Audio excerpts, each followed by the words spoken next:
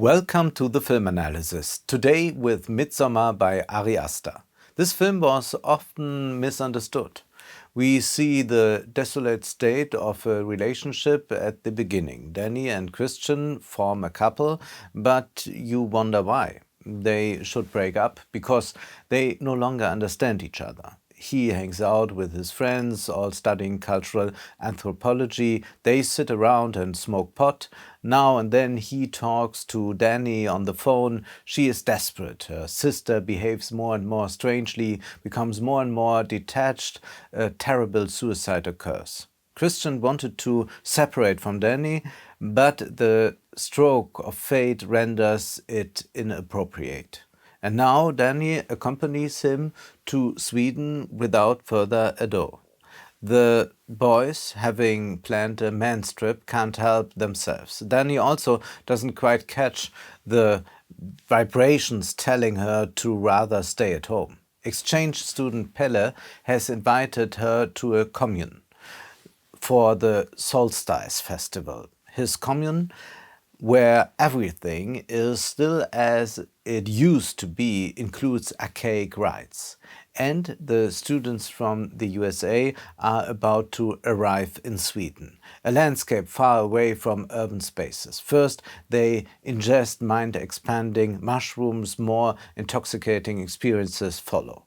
They soon get to know the commune's inner workings. They sleep in a hall, eat together with the village elders who always decide when the meal begins. Various rituals and teasing games follow. The villagers welcome the students graciously and warm-heartedly. Gradually, one realizes there's more to it than a harmless hippie community. Very bloody rituals occur, as well as strange sexual rites. All this happens in broad daylight. There's no real darkness. Ari Aster masters this challenge formidably, although now and then he seems a little too enamored of his admittedly grandiose images. It is, one could read, a film about loss, a film about mourning, about a grueling relationship neither Danny nor Christian leaves. Well, I think we should read the film completely differently. No, we should rather already understand the suicide of Danny's sisters as an anticipation of something else, as a pars pro toto for our society. And we should interpret both the students and the relationships lethargy as societal lethargy. Midsommar suggests this very interpretation as it offers weariness, civilization fatigue, and people no longer taking a stand.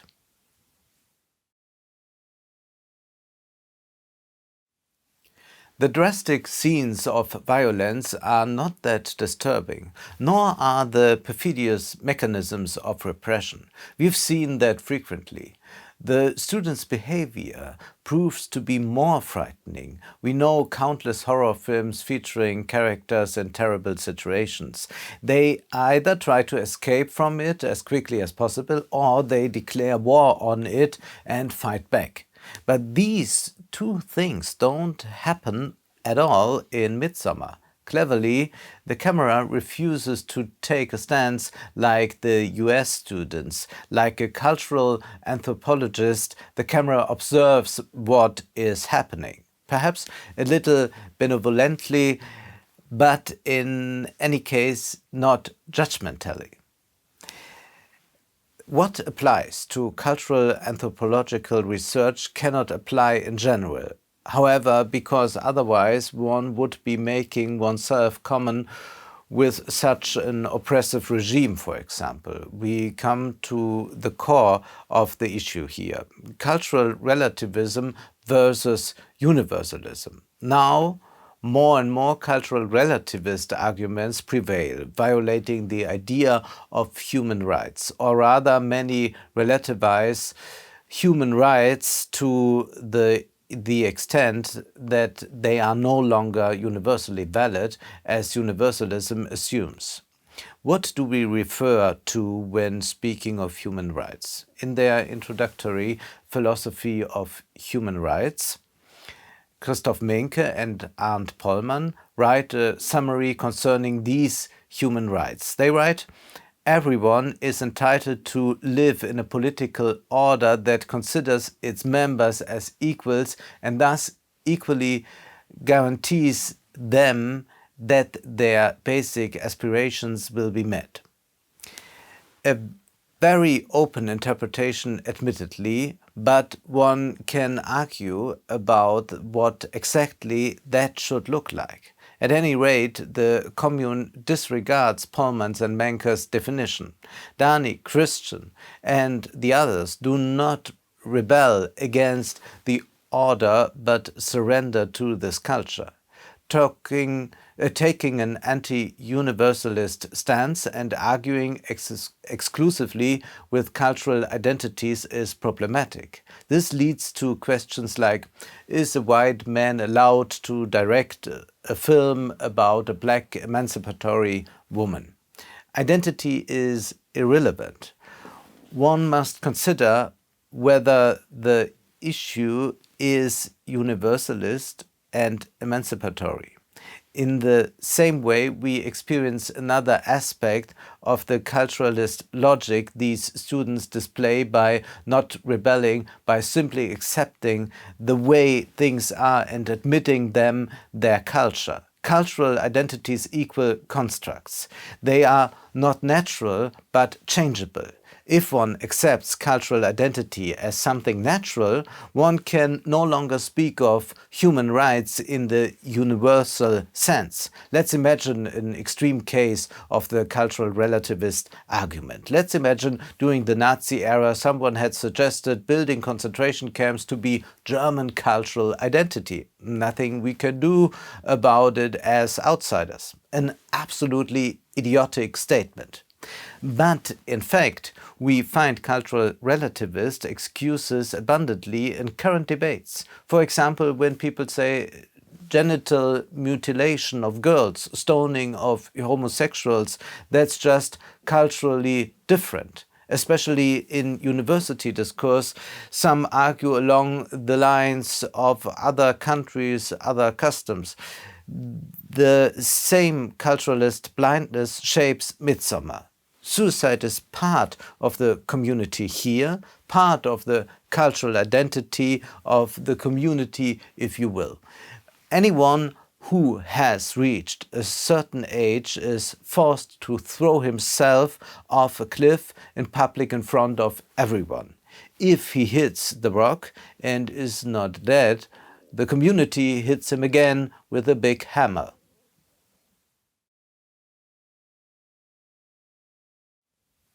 Yes, the spectacle confuses the students. They are told they have seen an ancient tradition.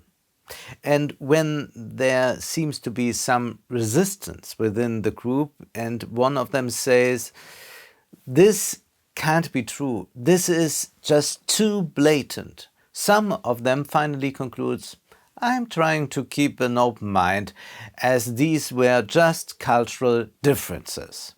The film adopts this exact attitude also dramaturgically, as we witness no shock moments in the film, even though there are these drastic elements. We don't experience a film full of tension. Rather, we experience the lack of tension in the storytelling corresponding with the tensionless of lethargic student body that watches but never acts. Midsommar's dramaturgy corresponds to its content. Consequently, the guests participate in the bright choice games at some point. No one ever criticizes the repressive image of women in this commune. Why should they? It is simply a matter of cultural differences. Time and again, human rights are supposed to justify imperialist wars, of course. Europe's History is by no means glorious either, as colonialism illustrates, but in no way does it discredit the universalism of human rights. On the contrary, Western emperors did not act here as representatives of human rights. It must not be about geopolitical supremacy, but about economic interests. How far the universalism stretches poses legitimate questions. According to Menke's and Pullman's minimal definition, the stoning of homosexuals is forbidden. Of course, one can say the marriage for all does not have to be introduced in every country for human rights to be respected. But there is another aspect, namely the accusation of Eurocentrism.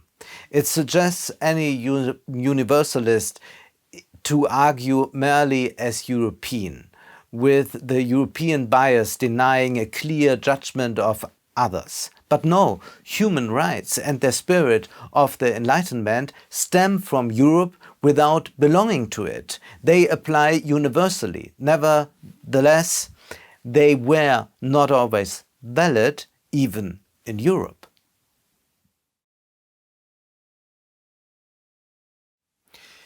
With the introduction of human rights after the Second World War, human rights empowered those oppressed by European colonialism to liberate themselves. Midsommar cleverly avoids this Eurocentrism accusation as it is set in Sweden.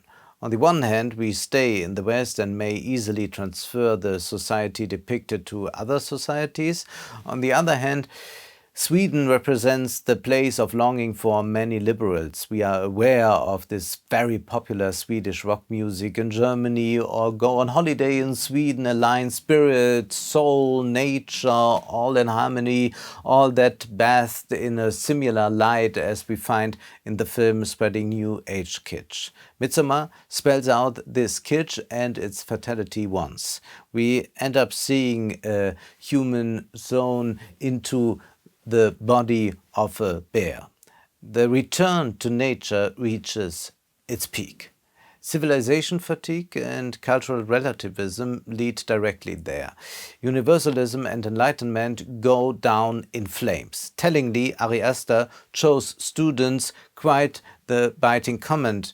One supposes them to resist the commune, having critical minds at their disposal. However, Midsommar addresses the inability to criticize and a lack of opinion and position. Also, since the commune welcomes the guests in a friendly manner.